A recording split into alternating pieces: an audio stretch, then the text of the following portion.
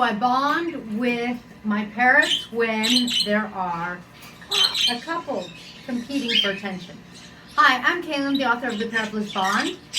Please be sure to get your copy on Amazon.com so that you have your handbook for how to provide a quality life, all the things your parrot needs, so that you can have quantities of bliss.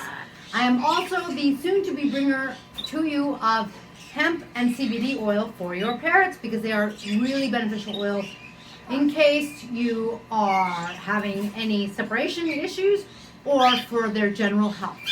So, how do I bond? This is Ursula's, my Mexican red-headed or green-cheeked or red-crowned Amazon.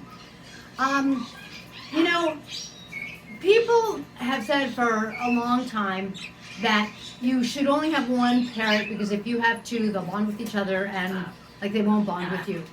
I find that to be untrue. Ursula's unfortunately doesn't have a best friend Amazon because my yellow-winged Amazon, sorry, orange-winged, good boy, there you go, woo, woo. My orange-winged likes my golden and my yellow nape likes me. Now she is just bonded to me. So she is sort of that old saying that they won't bond with another bird. My yellow nape, it's true, she hasn't bonded with another bird. But most of my parrots, like I have 3 capes, I have 4 kites, they still bond with us.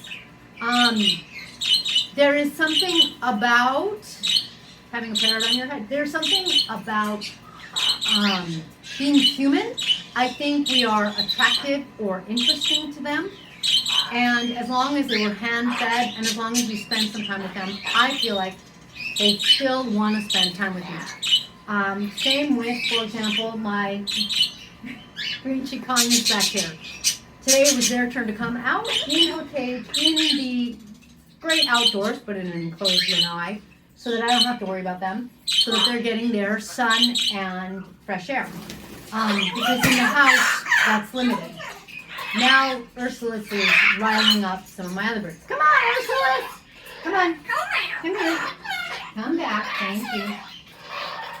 You can see these guys are all as close on this side of the cage as they can be. Because they really want to bond with me. All right, we're going to throw Ursula back in the house. Almost literally. Because they fly. Come here, you want to come out, Timber? Will you come? Will you come spend time with me? Nibble, nibble. Nibble, nibble. Come here. You want to come? That's a bite. No bite. Come here. Thank you. Will you hang out with me for a minute? Are you telling me you're hungry? Yes, you are.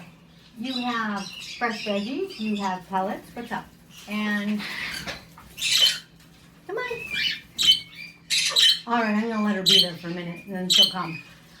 So how do I bond with them? Well, first of all, I feel like they do want to bond with me. Hi, Timber. I haven't been spending a lot of time with Timber, so she's getting a little untamed on me, as you can see. But if you spend time with your birds, they will be interested in spending time with you. I am a strong believer in having 2 of each species. When you have 4, I feel like you get more wild. I think 2 is the magic number. And it depends on the species, though. Come here, sweetie. You want to come? No? Come here, Timber. No, you don't want to do anything right now? There we go.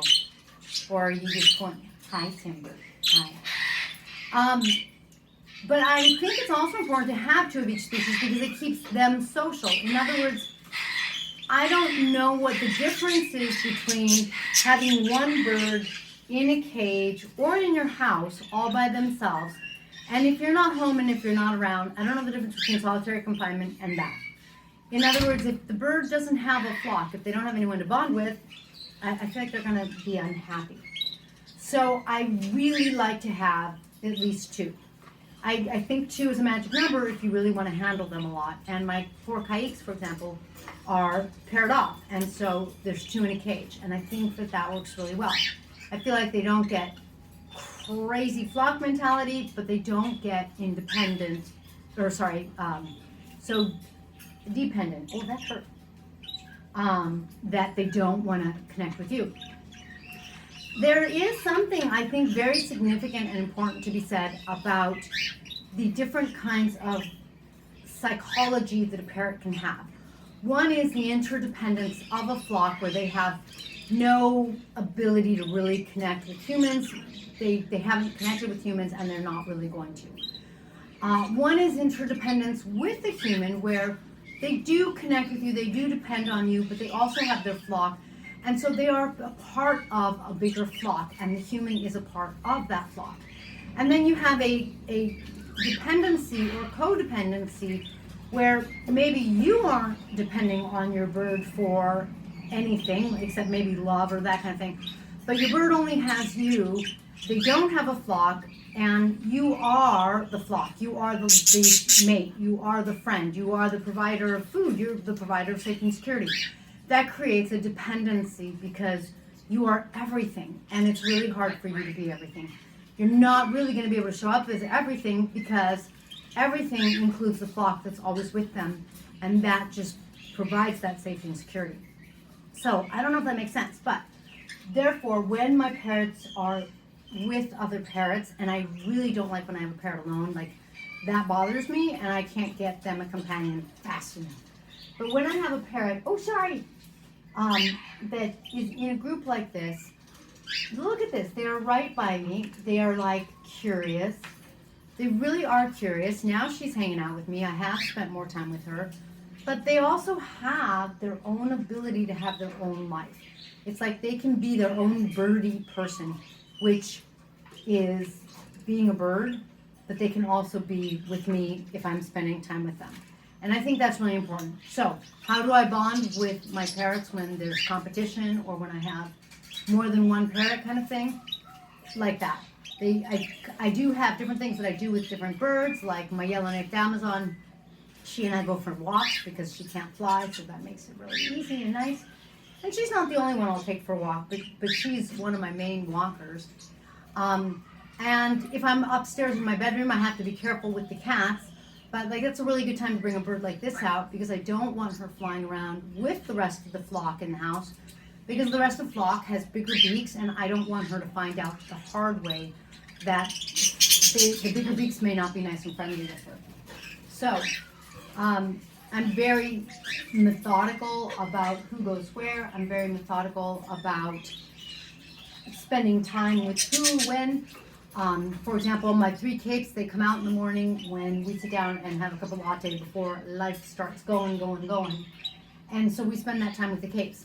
The capes have the option to sit with us, get pets. They have the option to go to the macaw perch and have some macaw seed. That's their opportunity to have the macaw food. I said seed, but it has nuts, seeds, which I don't love the seeds, but anyway. And so it's like my day is set up like that. And so I have different things that I do at different times with different verb. And that is how I bond with all of them. Right, Timber? Now let's get you, I don't know what else to get you to eat, but let's see what you might want. Oh, you're going to eat the mic? Okay. Thank you for joining me in this blissful video. I will catch you on the next bitey video. Thank goodness I'm not reading, but that's how it goes with parrots. Thanks for joining us. If you have any questions or comments, please be sure to comment below. Submit your questions below or on parrotbliss.com. Using the Facebook, Instagram Messenger is also an option. Thanks for joining me. Catch you next time.